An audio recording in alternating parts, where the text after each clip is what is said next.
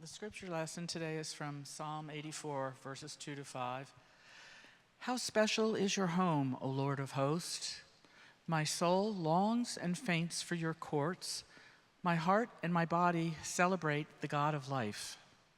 Even sparrows find their homes, and swallows build their nests to bring up their broods around your altars.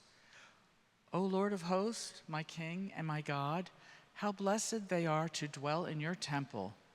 They can praise you with their chirping all day long. Dear friends, as I was preparing my sermon, translating the opening verses of this Psalm 84, doing my exegesis and meditating on this text, I then realized that I had experienced this psalm firsthand, myself, just a few months ago. In April, we were volunteering with Tucson Samaritans, with my wife, at the US-Mexico border, bringing water to the desert so that those desperate travelers, pilgrims, would not die in the desert. We usually volunteer at the border every other day, using the remaining days for what we can call self-care. Both physical recuperation, it's not easy to hike through the baked desert in Arizona, and also more importantly maybe for our mental and spiritual health. It's hard to explain what it feels like to meet a mother with 2 preschool children, about this high,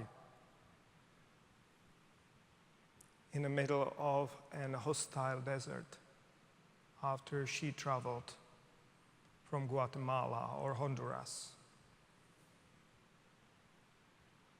where the only sign of civilization is an ugly, rusty, monstrous border wall going from horizon to horizon. And the nearest other civilization is many tens of miles away. We need that self-care and emotional recuperation. And I often go to photograph birds, especially hummingbirds, down in Arizona.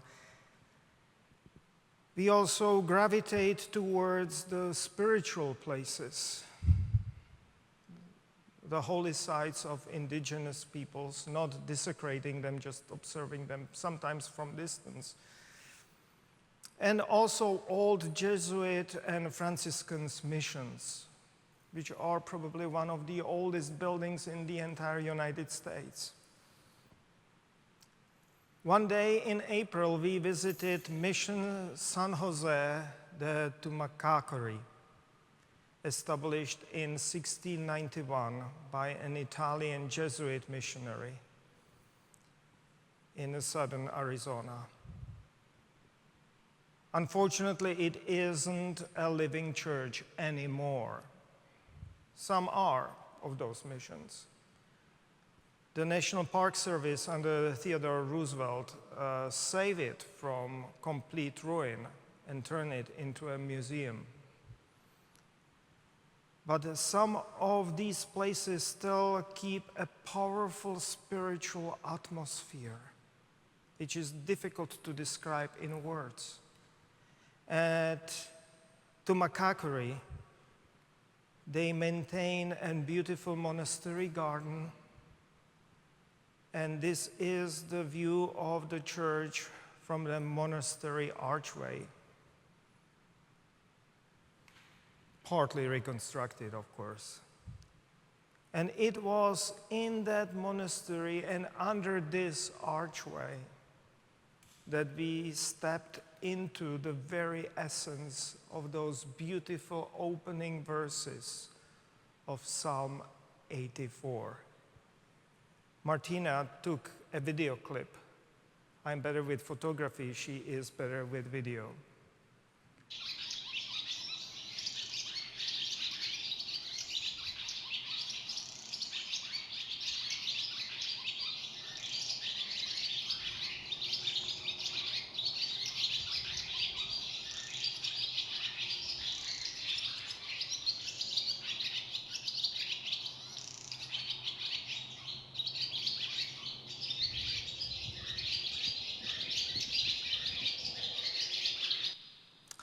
So this is just a few seconds, but chirping of these birds went almost without interruption. Several swallow couples had just finished their spring migration and were courting and bonding and probably arguing over the nesting rights and repairing their nests. My first reaction was just pragmatic. Oh, well, it makes sense. This is a sheltered archway, and we won't be bothered by mosquitoes from those irrigation channels for the mission fields around. Just like the sparrows and swallows in the biblical temple we heard about, which was a place of sacrifice, and there were certainly many insects all around, and those birds kept them in check. But then I realized, wait a moment, I'm in a holy place, a place set apart for worship and for God. Why am I still measuring everything from my own selfish, human utilitarian perspective? Those birds, those joyfully chirping birds, are creatures just like I am. They are not here to make my life easier. They have their own intrinsic worth. They are also dear to God. I realized there were so many new perspectives I could learn from them if only I allowed those birds to be themselves and appreciate them for who they really were without immediately thinking about how they fit into my, human benefits, taking away those mosquitoes and difficult flies. These little birds were clearly raising their voices in celebration and in worship, just like in that Psalm 84. People back then visited the temple just for a short visit. Even the priests and Levites didn't stay there for a whole time. The birds built their homes there and kept their holy worship going all the time. And it was even more obvious in Tumakakuri. It isn't an active church any longer, as I said. It hasn't been for at least a century. But that is only when you look at it from our human perspective. Local birds never stopped their worship there. And those swallows of Tumakakuri, as well as those in the temple, if you really pay attention, they teach us a radical, broad understanding of worship, what it means to worship. It is not just what we call worship, we humans. Hymns and prayers and meditations and offerings and sacraments. They are chirping, they are courting, they are rebuilding their nests. In the psalm, they are bringing up their young ones, their broods, right in the temple. And that is also worship. That is what is called there. worship. In a defunct church that has been turned into a museum a century ago, worship is still going on. Humans might have given up, but in a powerful St. Francis way, the birds keep the divine liturgy going. Those swallows of Tumakakori spoke to me in one more profound way. Besides having their own worth and being dear to God just as they were, besides having their own voices chirping in celebration and in worship, they also spoke about resilience and resistance. In mid-April, those birds had just arrived, migrating from the south. They crossed many of our artificial human borders, and they were chirping just 16 miles from that ugly, monstrous, hateful wall, which one president started and the other one is perfecting. It is an eyesore, but more, it harms and even kills people, especially those most vulnerable, the infirm, the young, and the elderly.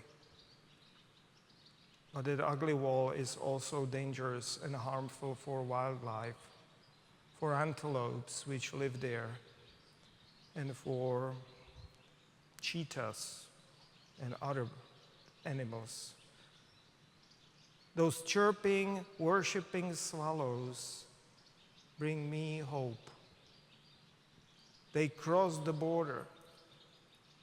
They were and always will be undocumented swallows. Some hateful xenophobes would call them illegal birds, like they are calling people illegal, as if a human being could be illegal. These were illegal birds without documentation crossing borders as they wish. Their chirping, their worship rings to me with protest, with resistance, with resilience, and most of all, they sing to me and preach to me about faithfulness and hope. And so that you see that this is not just my weird environmental sentiment extrapolated from the Hebrew Bible and applied to our southern border situation. Here is a beautiful and meaningful quotation from Jesus himself as recorded in the Gospel of Luke. Jesus asked rhetorically, "What is the price of 5 sparrows? Is it 2 pennies? And yet not one of them is forgotten before God. Yes, even every hair on your head has been counted. So don't be afraid. Your worth is of many sparrows." In this time when so many people are worried, and rightly so, considering what is happening around us and in our society, I take a heart in this saying, listening to chirping birds, listening to Jesus, what he said. I hear him, "Don't be afraid. Your worth is of many sparrows."